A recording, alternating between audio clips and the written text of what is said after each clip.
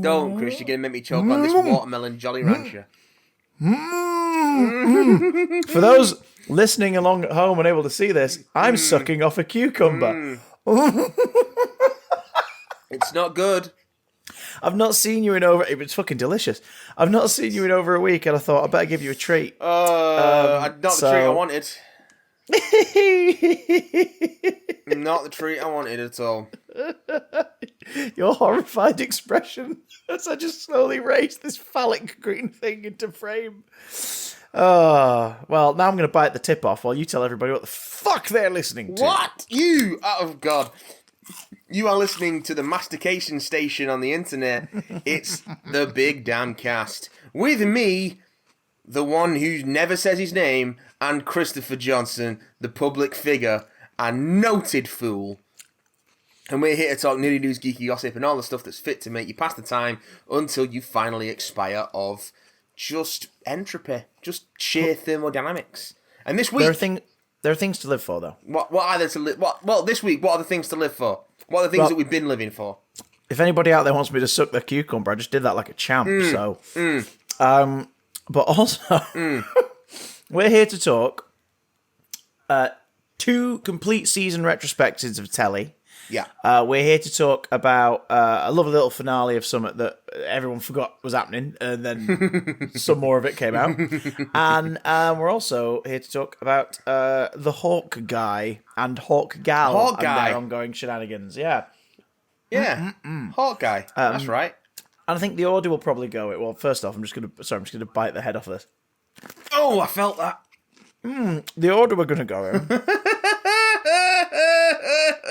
The problem, boys and girls, with remote recording and committing to filleting a cucumber to unnerve or delight your co-host is that I can't go and put the rest of this away now, so it either sits here and rots or I eat it in the next few minutes.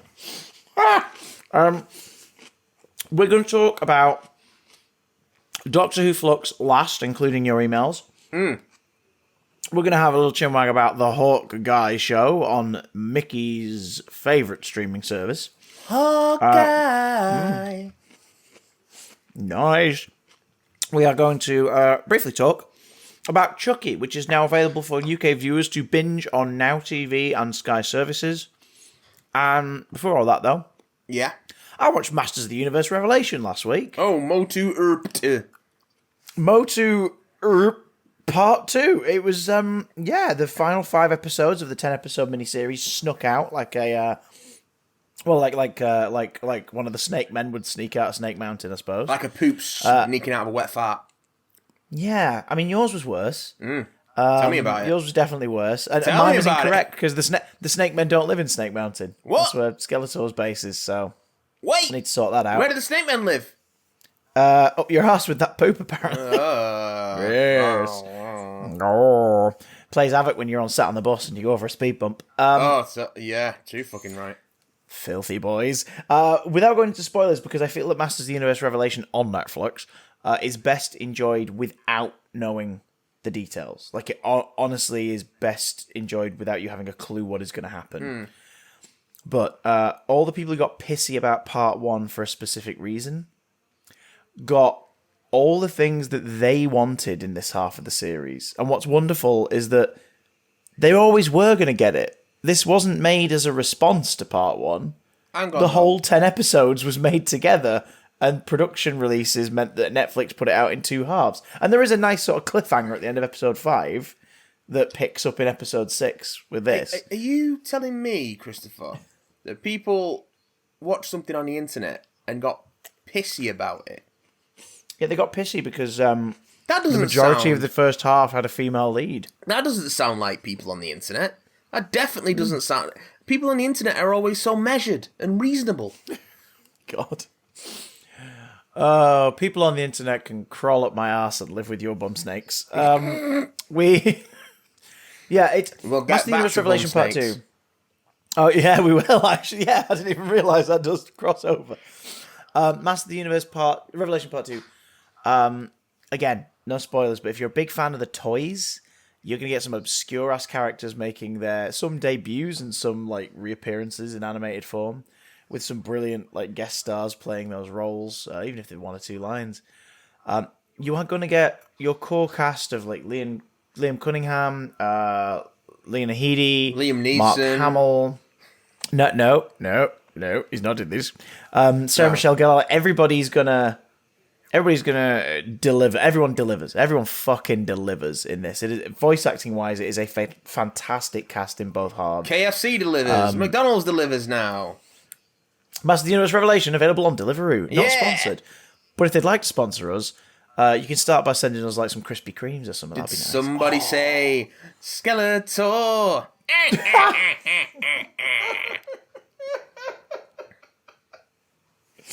I'd love to pay Snoop Dogg money to do a whole ad for Masters of the Universe Revelation where he just casually raps about Skeletor. You give him weed money, he'll do anything. Skeletizzle, Tours of Izzle, I don't know.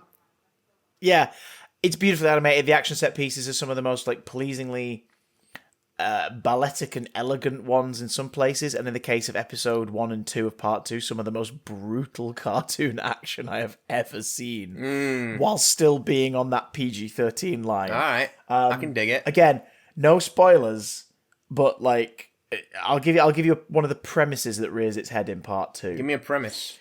He-Man declares to Skeletor that the sword was always the conduit.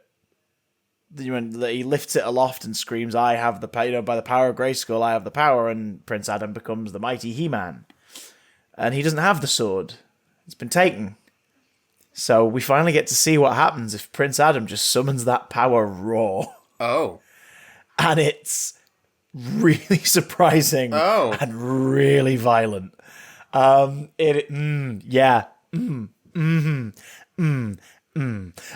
you're a fan of Evelyn, you will not be disappointed. If you're a fan of Evelyn in the more filthy sense. Oh, God. Have you got an evil innie or an evil outie? Someone Photoshop that right now. If I'm being a takeaway, it becomes an evil outie. Oh, God damn it. Just saying. I'm saying to you now, Squire, the whole show, if you binge the whole thing, it's about 4 hours, if that.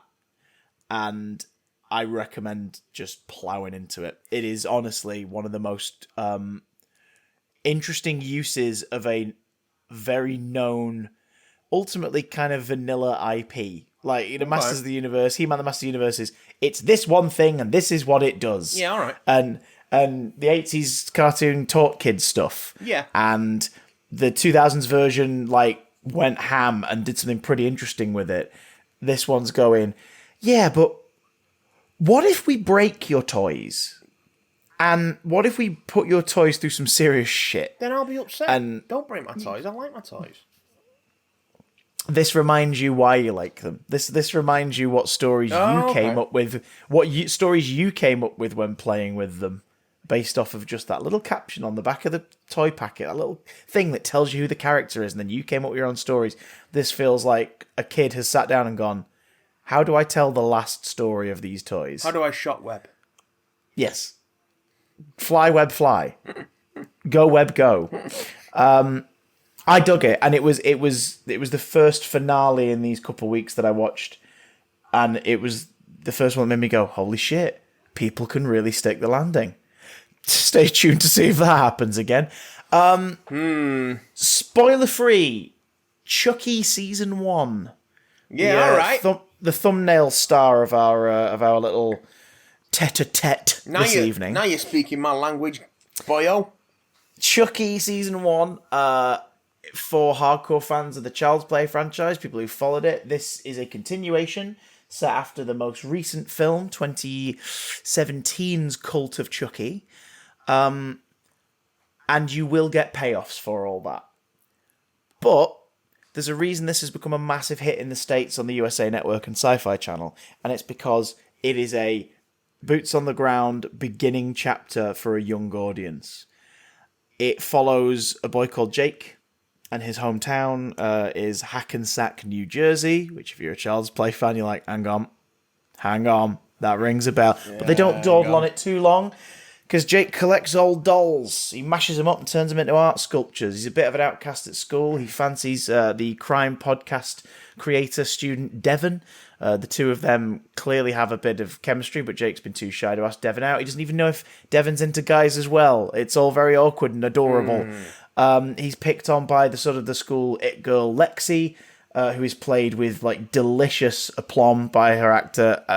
She is, those like Mean Girls you really love to watch because you go, this performer's working with this and making this so unlikable. Yeah. But unlike an hour and a half slasher film, where that kind of character would have a very obvious arc and then be gone at like the 55th or 60th minute. Be gone, thought. Giving it 8 episodes, each one about half an hour to 45 minutes. The last one's an hour and 5-minute episode. Yeah, all right. Giving her much more time to develop and the writing much more time to play with that character means they don't just go for the obvious route. Okay. After taking in a good guy doll from a yard sale, Jake's abusive father meets a grisly end. And this is the first domino to fall in a series of ongoing catastrophes that all seem to centre around people in Jake's life and the tiny little plasticky Argo who's whispering things into his ear. Plasticky Argo, that's a great name for a band. Thank you very much. It's this is a fantastic teen horror, romance, dark comedy series. It is, at first, it is sort of like lightly basted in camp. Basted. And by its final 3 episodes, it's fucking dripping It's child's in play. camp. I wouldn't expect it to be anything but camp. Well, that's what it does. That's what it does so beautifully. It starts out more like Child's Play, Curse of Chucky, like that more foreboding, uncomfortable feeling. And then it dips its toe into like black humor quite often and really, really sort of messing with you as a viewer. Because it knows that if you're watching a series called Chucky and it's got the killer doll from the Child's Play franchise in it, You know what you're in for. you know what you're in for, and you also know he's alive. But like Curse of Chucky, they make you wait. Week 1 makes you wait. It doesn't fib. It doesn't pretend that, this is weird. It must just be a coincidence. You see the damn thing's pupils dilating. Yeah. You see its fingers twitch. You see his eye move. But they wait. Episode 1 is an absolute fucking stellar pilot. They make you wait, and when it happens, it is so satisfying. Or style it. Style it. For new viewers, because you're like, oh my god, it's moving. For, franchise fans of it, because you're like, oh, Brad, you're having fun with this dialogue, aren't you? That doesn't sound like Brad Dourif. The main cast is absolutely superb and is mostly actors who at the time of filming, which began pre-pandemic and then picked up again during. So this was a show that was shot during heavy coronavirus restrictions. It was catered to that way, obviously with distancing. Yeah. A lot of shots are cheating, and it's easy for some stuff when one of your co-stars isn't even it can't carry germs in the space and is operated by several other people who can be sat at different parts of the room with their remote controls now. Yeah.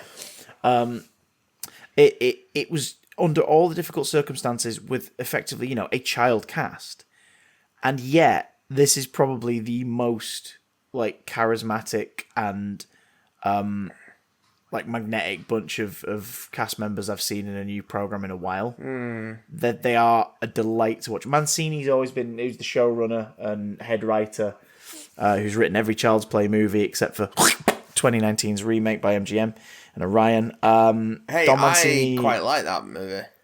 How dare you, sir? No, you're thinking Toy Story 4.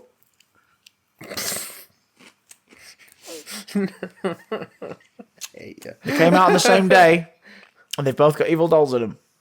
I thought the Lionsgate remake was okay. It just wasn't a very good. That explains it, because it wasn't a Lionsgate movie. So if you enjoyed the Lionsgate version, then that must have been brilliant, and I'd like you to share it with the group. What did you just say? If you didn't say Lionsgate, Orion. Oh, sorry.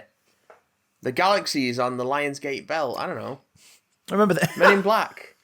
Fuck, we should do a Men in Black episode soon, just so we have an excuse, just to watch the first one. Yeah, because I don't want to watch Men in Black 3, and I don't want to watch Men in Black International. We're talking about this at work this week. The Across the SpiderVerse. Here we go. Here we're talking about it. Oh yeah, the that Across I the didn't. SpiderVerse. I've not. I saw that pop up on my feed, and I've not watched. I forgot to watch it. It's all right. It's sort of like a preview of a scene, and then some really cool visuals of a specific dimension where everyone looks like it, and then it just comes up with the title and it says Across the SpiderVerse, and then part 1 gets graffitied across it. Yeah. And we were talking at work today about how, like, here's the thing. You know how no one's favourite Jurassic Park movie is any movie released after Jurassic Park? I really hope they've got something special with this, because Into the Spider-Verse is a fucking perfect movie. It is very good. It would suck if it now just is diminishing returns. I really hope it isn't, because visually it looks stunning. Anyway, from a notorious superhero who leaps from dimension to dimension, body to body, beating up bad people, back to the doll that leaps from vessel to vessel, stabbing good people. I'm going to have to open a beer for this. Sorry. Vessel to vessel. Funk well, to I mean, funky. We know Charles Lee Ray's a junkie. Do you recall the plot of Cult of Chucky, the last film in the series? I recall it very well. So you know then that it ended with the reveal that Chucky seems to be able to split his soul into several things at once. Because we had 3 good guy dolls, 2 of which got absolutely mashed in at the asylum. One of which, with his weird melty claw hand, just went back into good guy mode and just sat on the couch. And another splinter of the soul took over the body of Nika. Yeah. And through voodoo happenstance and nonsense, the paraplegic Nika isn't paraplegic when Charles Lee Ray is piloting the body. Tiffany Valentine collects her at the end, collects Charles and Nika's body, and drives off into the unknown, leaving Andy Barclay, who's come back into the series, locked in a cell in the asylum. So the first 5 episodes of this series is this brilliant contained movie about Jake and his friends, his relationship with Devon, his rivalry with Lexie, the dramas around his family. Yeah. Episode 5 ends on a perfect Goosebumps style, it's all over. Oh, wait, no, it isn't. Episode 6, 7, and 8 goes, you've waited patiently, motherfuckers. Here you go. Miss Tilly, if you would come on in. Yes. But there's enough groundwork laying in the first 5 very subtly that doesn't take away from the new story with the new characters to allow new viewers to go, oh, right. And plus the recaps toward the end of the series start showing clips from previous stories, previous films as well. Sort of just, there's a little bit of something. You will get a resolution to the Andy Barclay and Kyle inclusion. You will find out what Tiffany Valentine has been up to. You will get to see the wonderful Fiona Dourif playing, are you ready for this? 3 fucking roles in this show. All right. Nika, Chucky in Nika's body, which is terrifying. There is a shot in the last episode where she's straddling someone and is threatening to stab them, and she looks like the fucking puppet from the second film. Like, just the way she's contorting her face and the giggle coming out of her mouth. It's like, ugh. But also the undercurrent B-plot of the whole series is a series of flashbacks to the life of young Charles Lee Ray, and it jumps through different portions of decades from the 60s to the 70s through to the late 80s. Each flashback sequence delivered in the visual style of home media or projection media from that time. So aesthetically, it's really nice, because suddenly you're like, oh my god, this looks like a 70s TV show repeat. What's going on? And you have a young child actor playing Charles Lee Ray in the first couple. You have a teen actor playing him for a couple of episodes. And then when we get to the early through to late 80s, you have an actor which, on first glance, you're like, holy shit, that is the spitting image of a young Brad Dourif. It's because it's Fiona Dourif in prosthetics. She plays Charles Lee Ray in the 80s flashbacks, one of which is set on the night of Curse of Chucky / Child's Play when he gets chased down. Fucking nuts. And with a little bit of dubbing that at first feels a little silly, and then you go, no, I'm all in. Brad Dourif, 80s Brad Dourif is on the screen. All right. It's terrifying. It's bold. It could have gone tits up. It does not. It works so well. And I think what's lovely about this is Don Mancini has a core group he likes to work with because he trusts them. Yeah. And he believes in what they can do. And fuck me sideways. This cast, man. David Kirshner and all of his team, Tom, exec producing it, and that made sure that tonally it feels just like it should do. Tony Gardner and the effects guys have created probably the most fluid Chucky you've ever seen. Yeah. There is a lot more hand puppeteering in this with performers removed from the shot. Oh, okay. So he's a lot... obviously, you've got your very animatronic-y kind of shots. There's one beautiful shot, which is in the season trailer, where he's like ragdolled on the floor and he just starts to sit up and correct his posture. And that's an animatronic shot. It looks so unnerving. If you're a slasher fan and you've not watched a Child's Play thing before, here's a great way to start, because fuck me, do these kills get creative. Oh my God. There is at least one brutal kill in every episode. Good. Well, yeah, I expect no less, really. Oh my God. I mean, you will never use a dishwasher again. What? Yeah. And as the sort of the mystery of what's really going on unravels, it just adds to the zany canon of what Cult of Chucky set up. The idea that, motherfuckers, we've got voodoo in this series. Why aren't we playing with it? Why aren't we playing with it? Well, you shouldn't play with voodoo. It does nasty things. The last thing I'll say so I can't give too much away, is that you will see Chucky die multiple times. Good.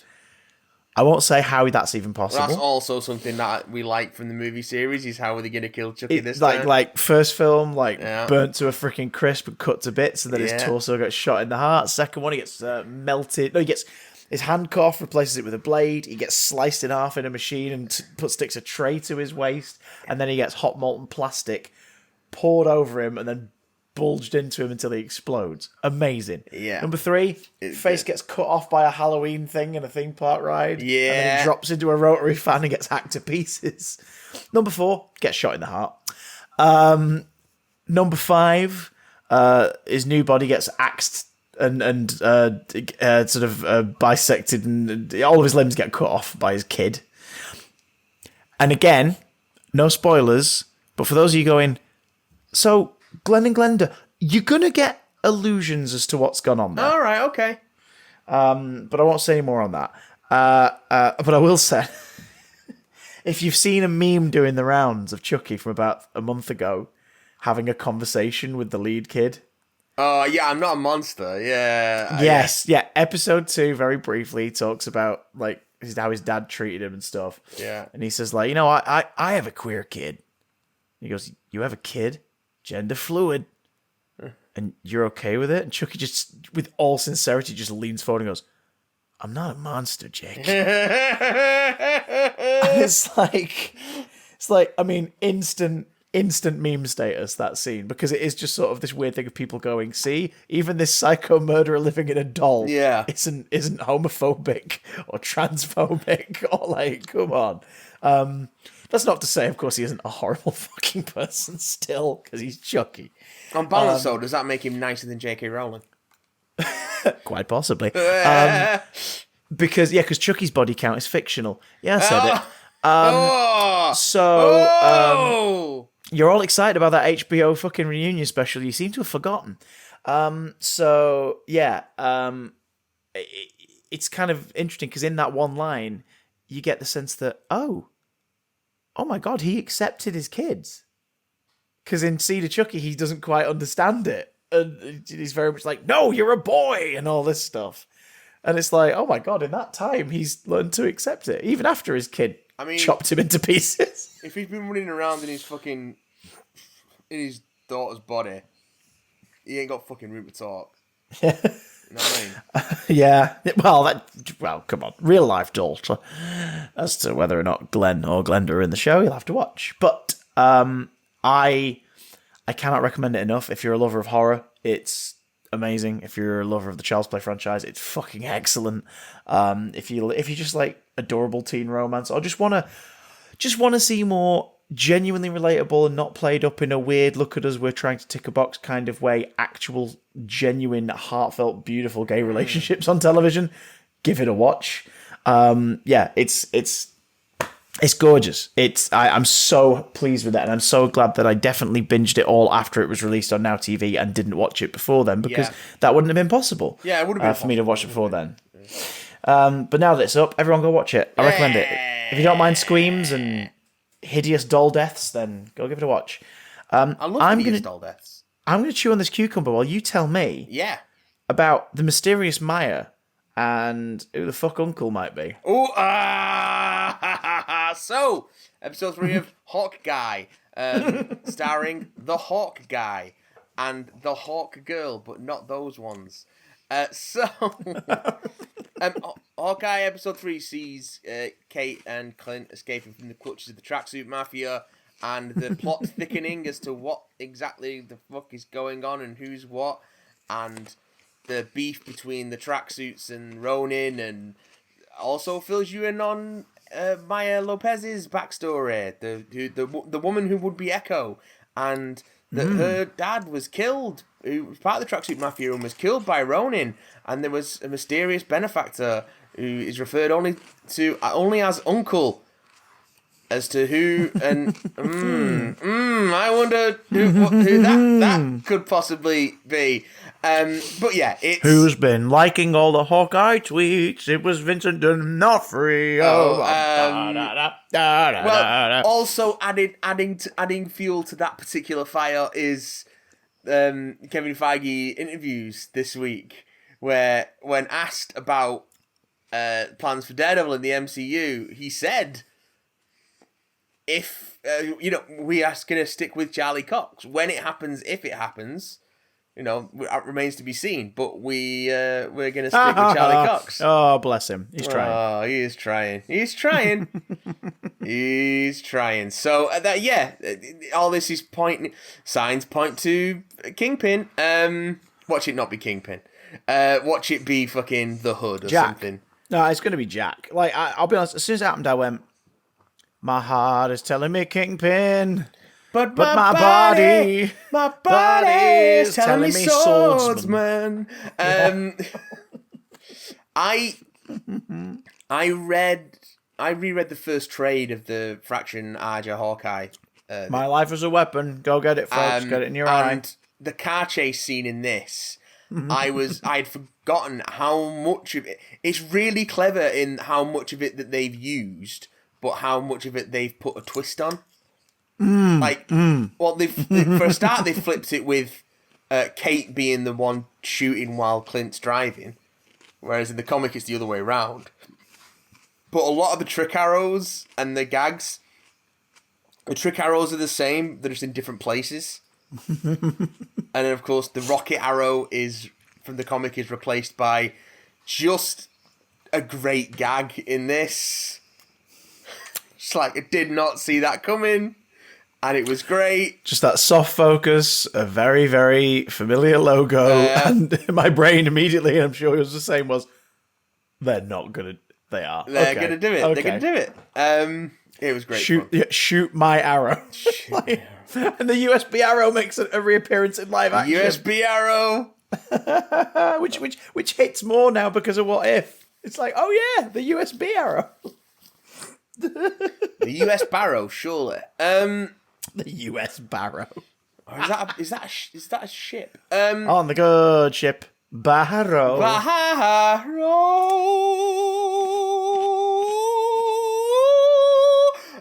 So, what?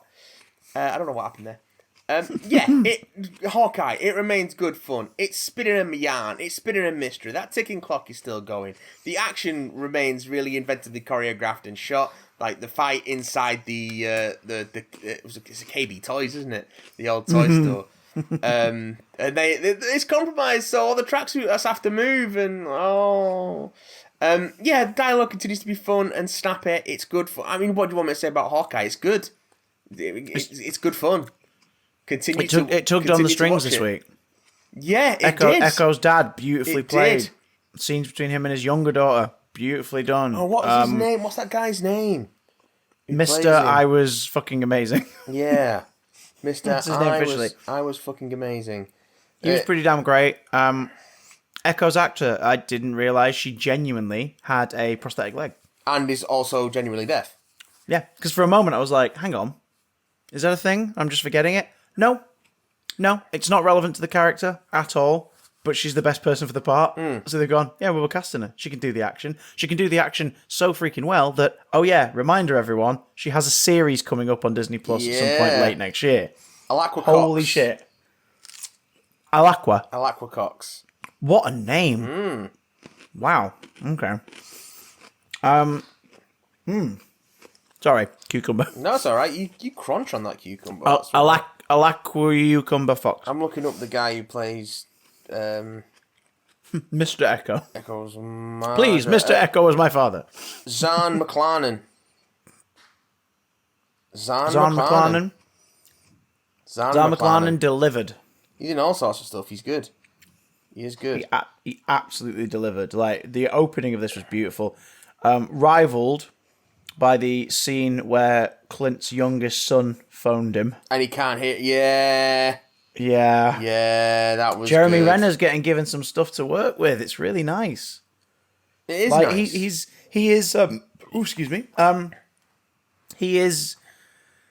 pretty good. He's pretty fucking good in this, yeah. Pretty bloody good. Like, for all we like to mock Jeremy Renner, and he deserves mockery. He deserves that mockery. He is very good in this. As is Haley Steinfeld. Like, they have really good chemistry together.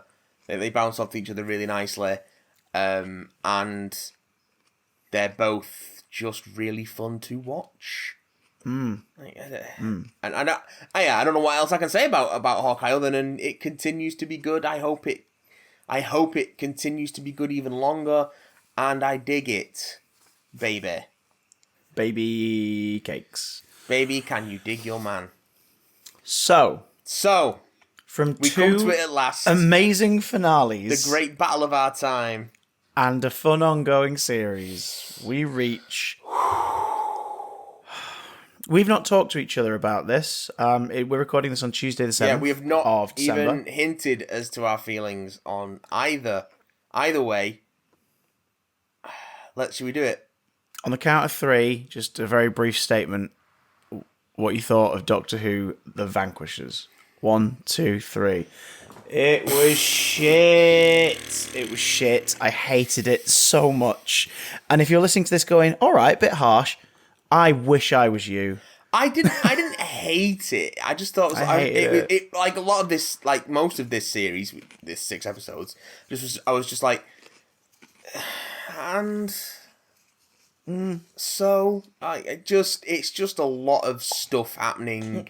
All right, and I don't care about any of it. Like, I don't hate it. I hate Boris Johnson, for example. Yeah. I don't hate this, but I hate that. It was so sloppy. It was so sloppy. It was a sloppy Giuseppe. It just didn't make any bloody sense. And when it did make sense, it wasn't interesting. So what am I supposed to take away from that? Positives. Let's get the positives out of the way first, so people don't think that we hate Lady Doctor or all that shit that those who might be listening to the first time might assume. I think this was some of Jodie's best work. It was, genuinely. Yeah, Jodie was very good in this. In this episode, her playing off herself was so much fun. By the way, spoilers for Doctor Who: The Vanquishers, everybody. Yeah. And for all the Flux. You already knew that. When you lay down. Jodie was incredible, and opposite herself was a lot of fun to watch. The scene where she was being tortured, she was brilliant. She was so good in that sequence. Like, just the right amount of smug know-it-all to wind up the villain. It was like, this is brilliant. Yeah. Well done. I think that Kevin McNally was pretty great. I think he was pretty great.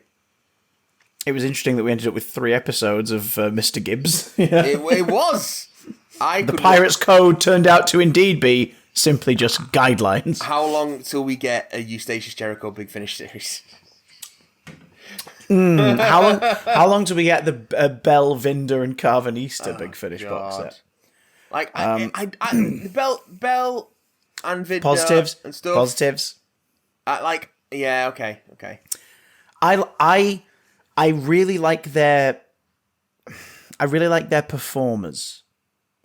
Yeah, they take moments and really add something to them, especially Vinder. Like finding out that they're going to have a baby, and it still being kind of it doesn't really hit reaction, but his face for that moment, there's almost this first bit where he kind of goes like, "Come again," and he just looks no, you only so need to do it once. Excited.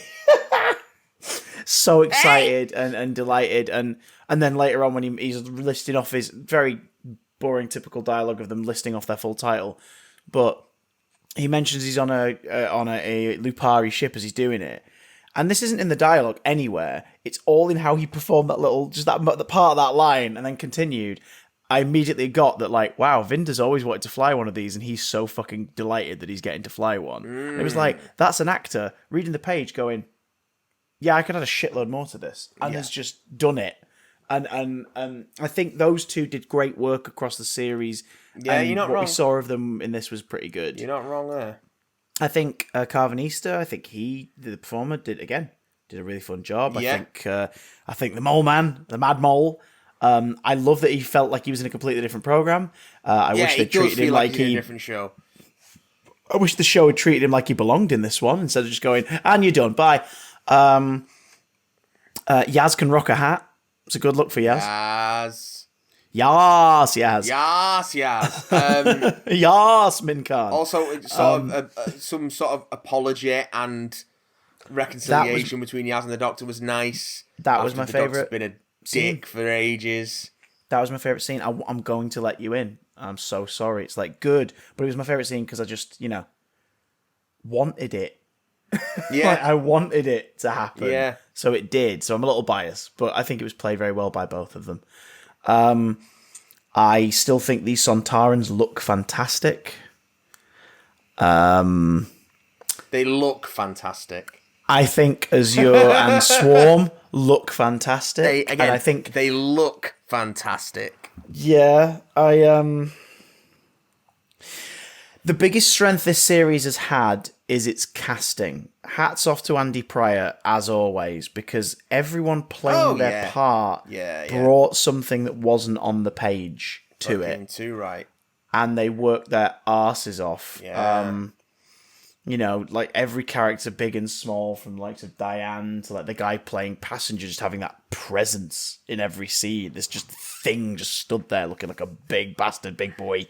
Like everyone brought something to it. I mean, even your guy playing Swarm, who doubled up briefly as Time, I did feel like they were two distinct different personalities, two distinct different characters. Same with Jodie in that sequence. It felt like it was two different people.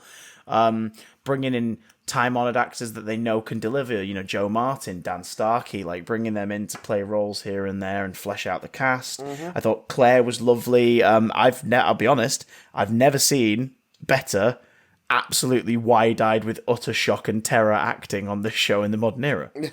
She looked horrified in this last one, and it was like, I actually believe you are in deep shit right now. This is brilliantly done. Believable peril.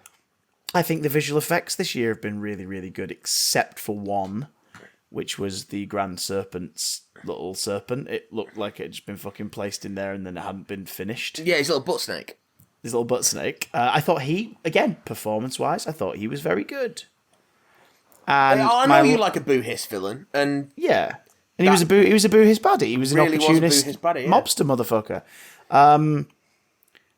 The last nice thing I'll say might sound backhanded, but it's not. Backhanded. I think I'm like a backhanded compliment. I applaud Gemma Redgrave for bringing something to Kate Stewart, but now the downsides begin. What the fuck was the point in Kate Stewart being in this story? What was the point in a lot of the stuff going on here? Like, it's just nonsensical. Why was the Grand Serpent suddenly invested in Earth so that he could strategically maneuver it so that at the time the Flux reaches Earth on, let me remind you, on its second journey back towards Earth, why would he know that that was going to happen so he could then take advantage, allow it to partially wipe out the Earth because of the Sontarans' interference, and then once the Sontarans have gone, he can be like, well, I'll take care of you, I'm an intelligent alien from outer space, and they'd go, yeah, we'll listen to you. Why is that a good power play for him? It's not. Why is that beneficial for him? It's a terrible power play. Why is he here? Who is he? Who is he? When he was a mysterious politician who was secretly bumping people off a few episodes ago. Yeah, that was an interesting subplot, yeah. It was cool, and it was like, I wonder if we'll see him again at some point. And then he rocked up immediately and has added nothing. Why did the Sontarans want to use Earth to get revenge on it for before, even though there's no clear returning character Sontaran here at this moment? But also use it as a trap to kill, and this is how the story worded it, all of the Cybermen and all of the Daleks, so that they then had free reign of the universe without opposition. Did the Sontarans have a rivalry with the Daleks and the Cybermen? Also, if their plan was to wipe out the Daleks, why the throwaway joke about, not the Rootans, we don't want to ally with you, you guys suck, when that would have been their way of winning the war with the Rootan host, if they'd brought them along? Well, you know the answer to that one, don't you, Chris? No one thought. Well, you know both the answers to that one. One, no one thought, and two, no one wants to do fucking modern Rootans and have to deal with that shit. They look great in the video game, that's all I'm saying. Wow. I mean, fuck me, where do we even begin with this shit? So why was Di kidnapped? Why? What? Yeah. Why was Di kidnapped? Leverage against Dan? All right, we're going to see that get used. No? Nope. Okay, then why was Di kidnapped? Why did Di survive when no one else in that passenger survived? It's not that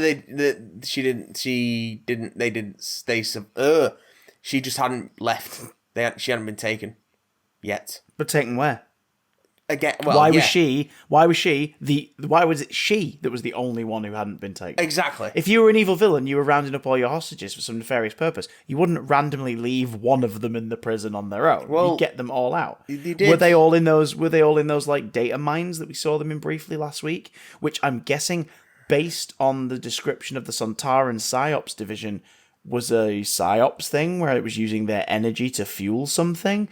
But we also saw them burn up, which matches the description of the PsyOps thing, but Swarm and Azure weren't involved with the Sontarans. No. And the psychic experiments in this happened on the ship in like a little cradle gallows thing, not on random planet in the middle of nowhere. So what was that then last week? Also, why were there blue flecks of time erasing people that apparently should have been killed by the Flux in earlier episodes? But then they never showed up again, and yet in this, some of them were used by the personification of time. Matt, this was fucking awful. It was terrible. It was just really nonsense. bad. It was so bad. It was just nonsense, nonsensical, and not in a fun way. Dan didn't need to be in this episode. No. The Lupari were genocided. Off screen. And then all that is said to Carvanista is, "Oh, sorry about your dead friends," and then we move on. Sorry about all your dogs. So they don't even give Carvanista the "take that, you bastards, kill all the Sontarans" moment. No, they give it to Eustace Jericho, who, cool as he is, not just that he's only gets that moment because he fucking drops a thing. Yeah. So his death felt like forced stakes. Yeah. And it was, again, performed beautifully by Kevin McNally. Indeed. It's down to the cast. And, not to belittle everyone else, the director of photography, the directors as well have done some amazing work this series. It's a lovely looking show. Visual effects team, costume, like, across the board, everyone has worked so hard at this. But, like, if everybody brought the finest ingredients and the finest like China and the most resplendent dining room you've ever been in. But what they were making was beans on toast. It's still just going to be beans on toast. It's like that picture of Donald Trump holding a McDonald's banquet in the White House. Yeah, it's like, oh, look, I've bought this for all the troops to eat on their visit to the White House or whatever. And it's like, cool, it's still a load of fucking burgers made out of pulp nonsense. Yeah. Like, I'm sure they're grateful for it, but afterwards they'd be going, it's a shame we didn't have, like, the White House kitchen make us, like, a steak or something Yeah, it's like that. Shame we didn't have, a satisfying meal. There's someone listening right now going, I like beans on toast. Me too. It's a fucking perfect meal after a long day. But it's just beans on toast. Yeah, it's not and special. I feel that that's what... And I really hate to use this phrase because it makes us sound like a bunch of dickheads online, but Chibnall wrote beans on toast. He did write beans on toast. And the beans were hot and steamy, but the toast was cold and a little bit too soggy. Yeah. And then everyone worked so hard to make that soggy beans on toast. And you try and fold up your toast with a bit of beans on, but it just falls through the toast. Because it got too cold before you put the beans on, so it's all crumbly and This is an 8 or 9 part series that was condensed down into 6 parts. That's what it feels like. True, but it feels like it's just been cut and squeezed and that's the thing. Twisted and broken. There's so much. It feels like there's big chunks of it missing. The runtime was condensed, but I think all the plot lines were kept. Yeah. Now, they knew before filming began, presumably, it would be a compromised project. And even if they didn't, in the edit, you take stuff out. You'd think, wouldn't you? You just take stuff out. You repurpose War of the Sontarans and you change bits and pieces and you make that an extra special next year. Or you remove Once Upon Time because ultimately it didn't really give us any answers at all. It was a fun little, really look, there's Joe Martin's Doctor. Cool. And? Yeah. It's just, all it told us was that the Doctor faced off against Swarm and Azure in the past at some point. But they've been saying that for 2 episodes. Still don't fucking know what the deal is with Swarm and Azure. Why was Azure hidden on Earth with a random person who must have known she was an alien in disguise? Why? Why was Swarm locked up in a base somewhere? What does it mean to unleash time? Yeah, what is that? What? Oh, God. Hey, Matt. What? The Flux, it's just a cloud of antimatter. What? Do you know how you combat antimatter? Matter. With matter. Yeah.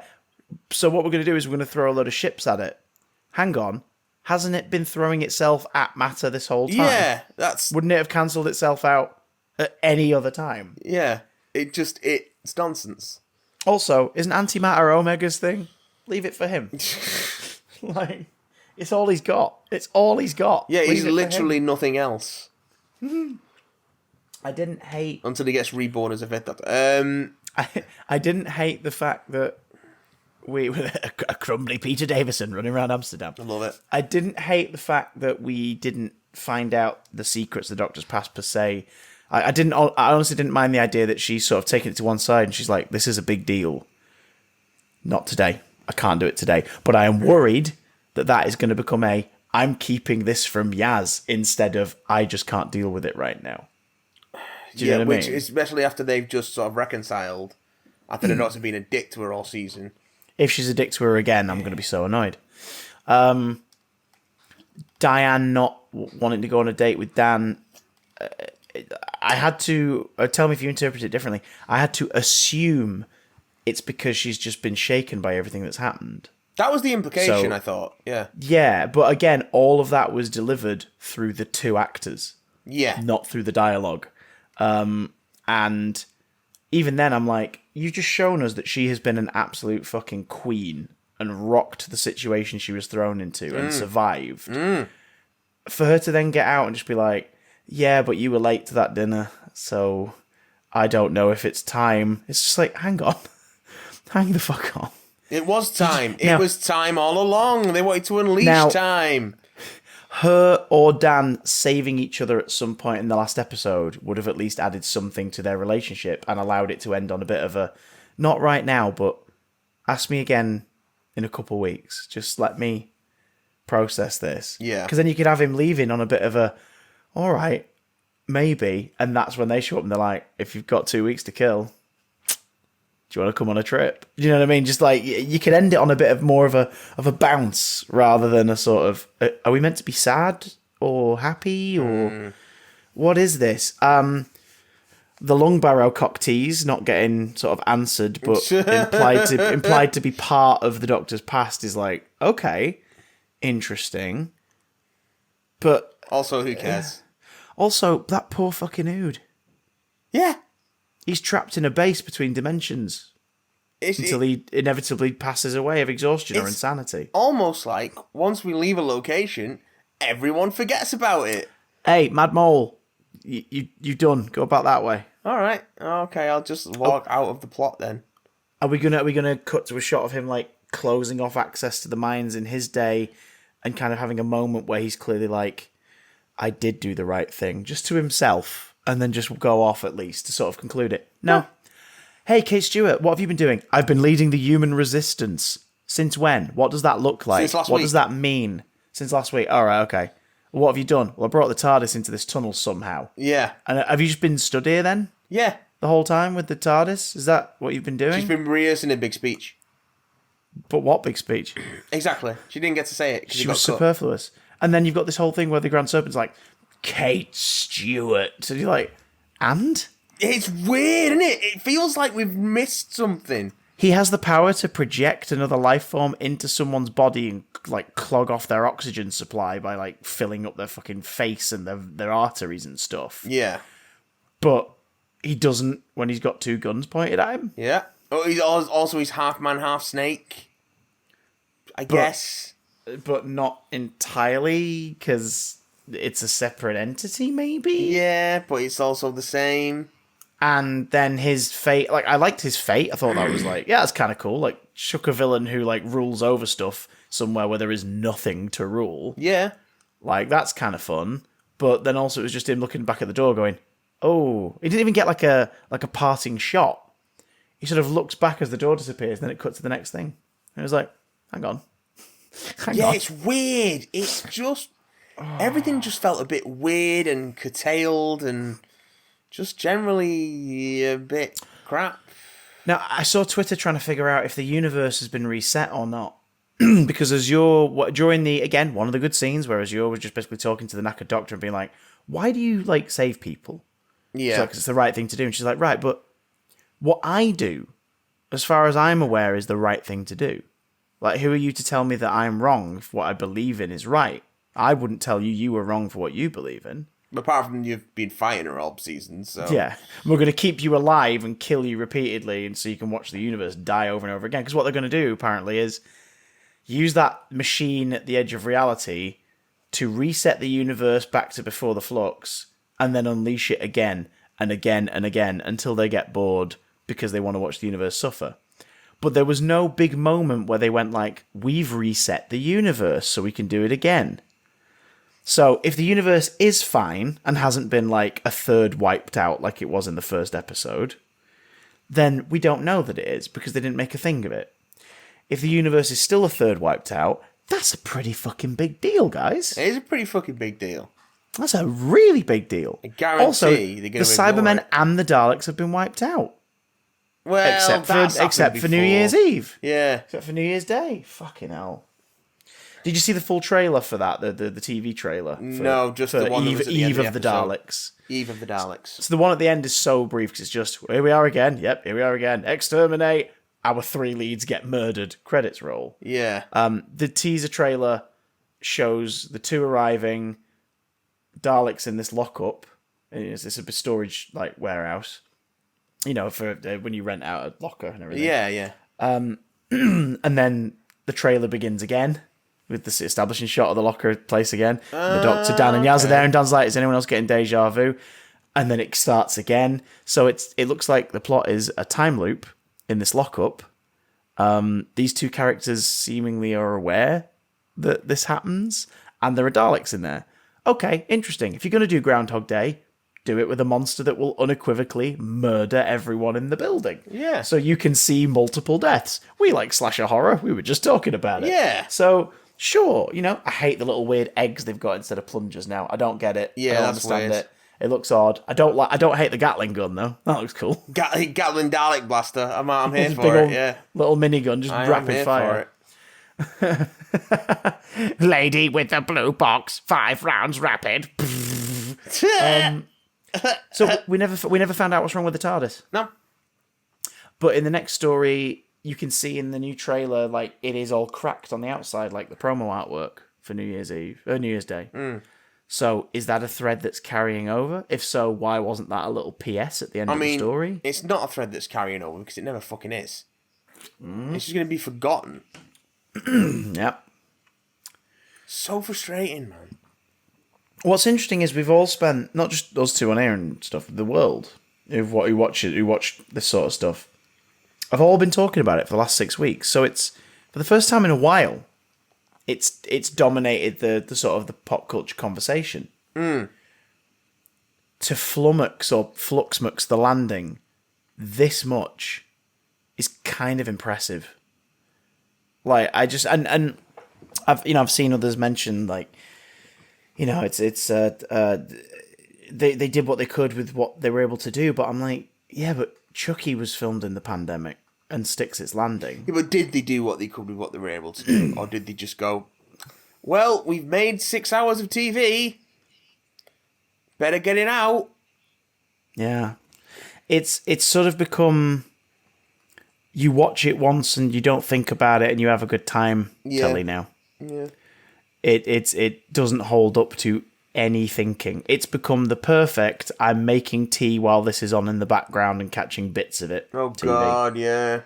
Which in itself is a very disingenuous thing to do to your actors and your directors who want to tell a story and they want your full attention. That's sad. I hold out hope for New Year's Day because I think the premise is really cool. Yeah. I always hold out hope for the next one. The next one could always be better. Will it be? True. Probably not. Just like, will this next segment bring us some joy? Ladies and gentlemen. Well, it's time for your dirty little fingers to tap across your keys or your phone and tell us things, and we'll agree or disagree. Either way, we'll read them out. The sting is long. Long. Hi, Mr. Cat. For those listening along at home, Matt's cat just walked past the camera. He's been such a dick all day. Well, I'll say all day, all night. We're in the middle of a fucking storm again, as I'm sure you're all aware. Storm Barra has been hitting Ireland, Scotland, and north of England today. So it's fucking furiously windy and shitty weather outside, and he keeps whinging to go outside. If you let him outside, he'll start whinging to come back in straight away because he doesn't like the fucking wind. Anyway, speaking of people who keep doing things that they don't like, we've got some emails from you. Fucking hell. Amazing. An amazing segue. You should be very proud of that. That is one for the ages. Oh my god. It's a big one. This comes in from James, and he says, "Oh James, oh James, oh James, oh James." It says, that's all I've got. Big Damn Months Part 1 may contain spoilers for various properties, Matt. This is your warning. Actually, upon reading it back, I'm not sure if there are any. Be warned! I don't think there are any.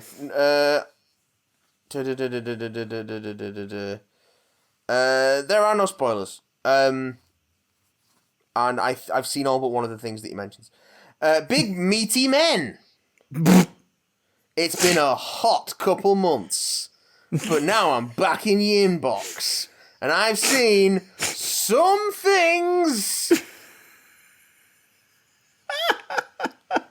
So if you will, follow me down this lane of content. I just threw up in my mouth from saying content. Oh, I did it again. The Green Knight. A very good film about a naughty boy. Oh my goodness. I'll be honest, that's the first thing I've heard about it that's made me interested. Have I not talked to you about The Green Knight? I think you said it's good. It is good. It's also fucking weird. But you didn't say it's about a naughty boy. It's not about... And he is a naughty boy, though. He's a very naughty boy. He does a lot of naughty boy things. A lot of naughty boy things. But he's green. He isn't, though. Oh, I thought it was about a man who recycled. Oh, it's the green X code, man. It's the reboot of that. The green X code? Yeah. Is that to make it sound more hip? The green cross code, man. Who's the lead in it again? Dev Patel, yeah. So he's the new David Prowse. Yeah, he's a new David Prowse. Do you not know that? No time to die. Some people found time that they might die. A great ending to the Craig run. I think it's pretty good. I enjoyed it. I saw it last week. I dug it. Everyone died. Everyone died. Midnight Mass. Oh, yes. As someone who's grown up in a Christian family with family members who've worked in the church, more on the music side, I was expecting something different, as Midnight Mass is usually a service held around midnight between Christmas Eve and day. This has nothing to do with Christmas. It makes sense. It has a lot to say about people with certain religious perspectives. Not that it's bad that people twist some messages for personal gain. Oh, and it's very good. I've seen some, even a couple of friends, criticise it for being made up of many monologues. Well, yeah, it's a Mike Flanagan project. That's what he does. All I can say to that is sorry. How do you come under budget? You write a lot of dialogue. Yeah, and have your wife do a bunch of them. All I can say to that is I'm sorry there weren't lots of secret ghosts. Get over it. Midnight Mass is fucking great. And I like Mike Flanagan stuff, so there we go. Dune. Very good, very big, very Dune. Very good, very big, very Dune. Sorry at the Leicester Square IMAX, which was a good choice. Very good, very big, very Dune. That should be on the poster for the second one. Give me part 2 now, Mr. V. Actually, that should be the pull quote on the Blu-ray. Yeah. Very big, very good, very Dune. Paul Ross. Paul Ross. Let's see what Jonathan can do for the next one. Last Night in Soho. This is the one I haven't seen. I haven't seen Last Night in Soho. I missed this, yeah. What did I think? You sure you want to know? If you said no, you were cursed. It was, you guessed it, very good. Yay! Some stunning visuals, a gripping story and compelling characters, an excellent final performance from Diana Rigg. I didn't know that. It was Diana Rigg's last performance in that film. Dame Diana Rigg's last performance. It sort of was shunted out of cinemas far too quickly for my liking, that one. Yeah. But it was making room for Dune. Very big, very good, very Dune. I feel like I feel like it was in cinemas for a day. Yeah, it was in most smaller ones, even multiplexes, but like smaller ones, it was around for a week. Jesus Christ! And because Edgar Wright, I think it's an 18, so it was like a 2 or 3 showings max kind of a day. Fucking Edgar Wright. But I don't think he can't catch a fucking break though, can he? Like all his movies just get shat on. Or end up difficult to rewatch because of. Well, that's the trick with Baby Driver. It's like, I watched Kevin Spacey in this fucking thing. And Ansel Elgort. Did you see him getting dragged when West Side Story had its premiere? No, all I've seen about West Side Story is people going, "It's amazing! Steven Spielberg made an amazing musical." Yeah, see, yeah. And I just don't care. Yeah, Ansel Elgort trended because he went to the premiere and it was sort of like the first time the film's kind of really gone, look, he's in it. And the internet went, yeah, he abused women. Do we really want him to be in this? We noticed that you cut him out of the first couple trailers. He's the lead. Yeah. He's also apparently the weakest part of the film. So it's that weird karmic balance. And the joke has already done the rounds again of like, can we make a pact with the devil to bring back Christopher Plummer and reshoot all of Ansel Elgort's scenes with Christopher Plummer?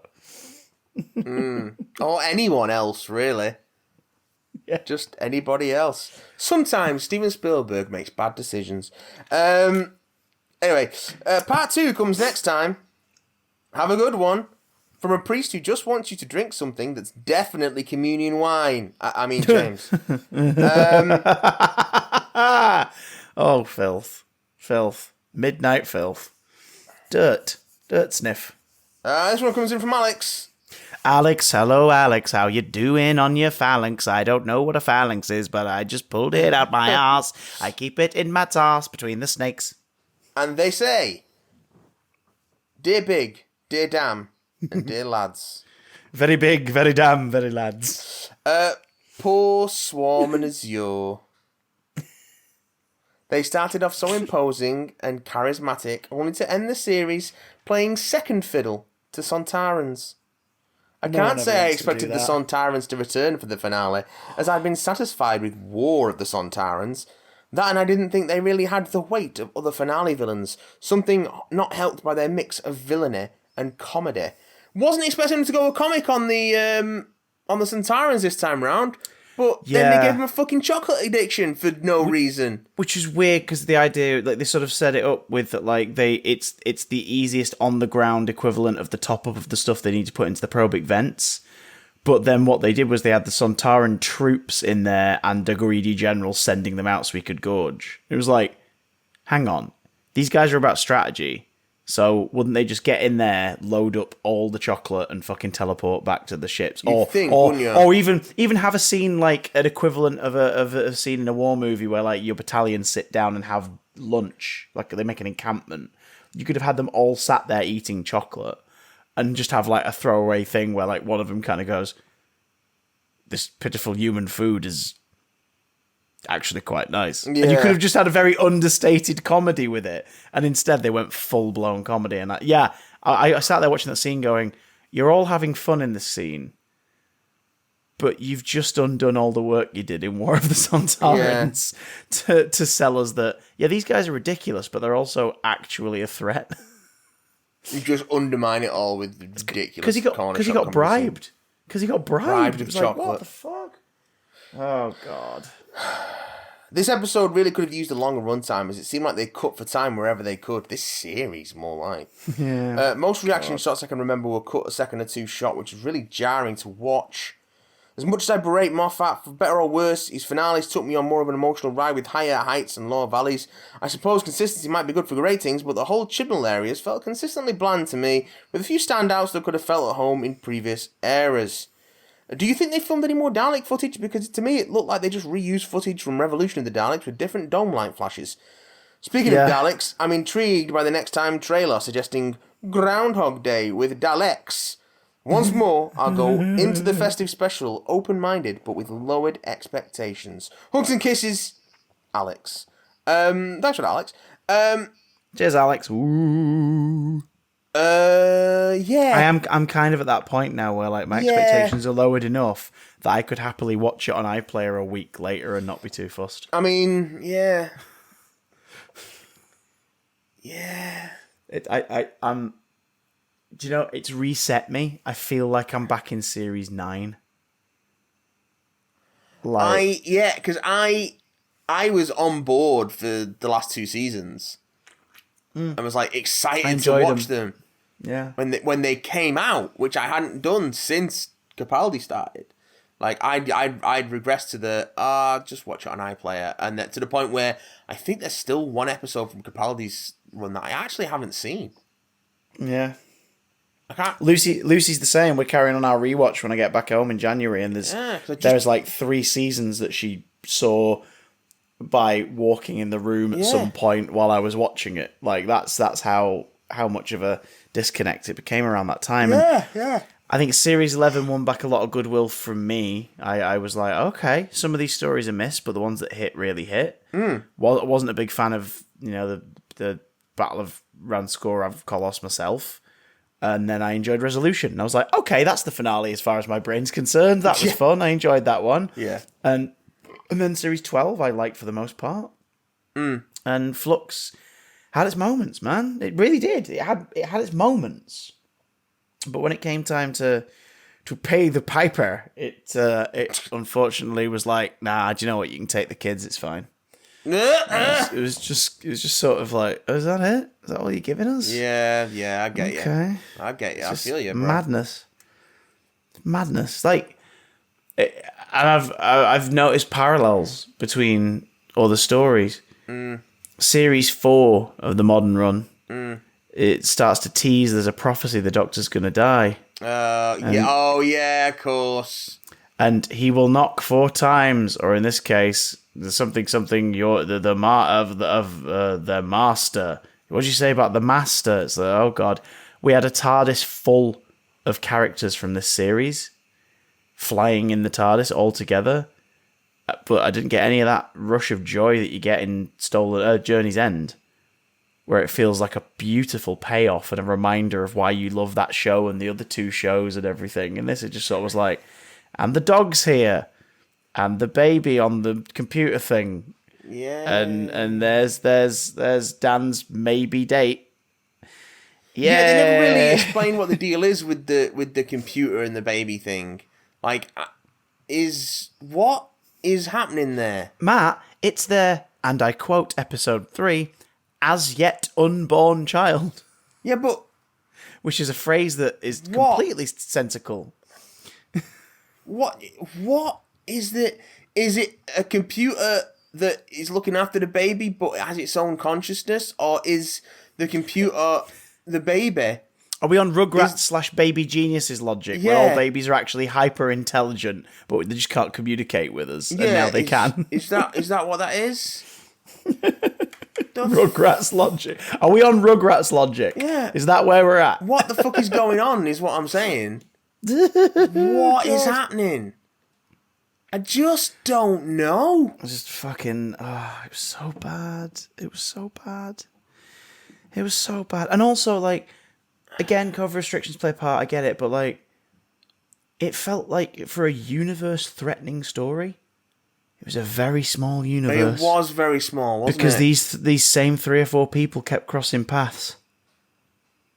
Just like, what? Why is Vinda bumping into Diane? Like, out of all the passengers being used or whatever, why is it the one that Diane's in? It just felt like half the cast was there for how is Carvanista the one who's found Belle? Like, it's just so small. So small. Like, you can buy it if it's people connecting over a specific thing, like, say, again, Stolen Earth, Journey's End. Like, Harriet Jones, they make Harriet Jones a plot device to connect these people together. All because they all are thinking, we need to get hold of the Doctor ASAP, and she's going to try and make that happen. In this, it's like Carvanista's written out the story in episode 1, then pops back in episode 2. Then we're aware of him being in a flashback in episode 3, played by Dan. And then he comes back at the end of episode 5 to bollock Belle, because they're randomly meeting. And just... It's messy and chaotic. Yeah. And Kate was there. Sure. Yeah. Why not? And it does kind of feel like a bye-bye. Done it for her. It feels like they've written that in to be like tip of the hat. And it's like, yeah, by making her do fuck all. I hope she's back for the specials, or one of them. I hope she's back. If not for the specials, I hope that when Russell's era begins and they use Unit, he goes, yeah, fuck it, I'm gonna write her in. Like, she'll be the head of Unit and she'll be the liaison. Why not? Do you know what I mean? Because at least then you know that she's gonna get at least one story where she actually matters in some way. Oh, God. I just... One of those, Matt. It feels like a waste of an actress, doesn't it? Yeah, poor Gemma. Well, not poor Gemma, she'll have got a paycheck, but... Matt, just...